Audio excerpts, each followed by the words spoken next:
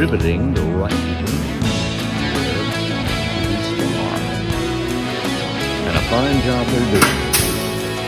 Alright, here is the 750 Cruzer left wing. Anyway, it's coming along just great. We're going to start skinning this wing, and before long we'll be starting on the fuselage. That'll be fun.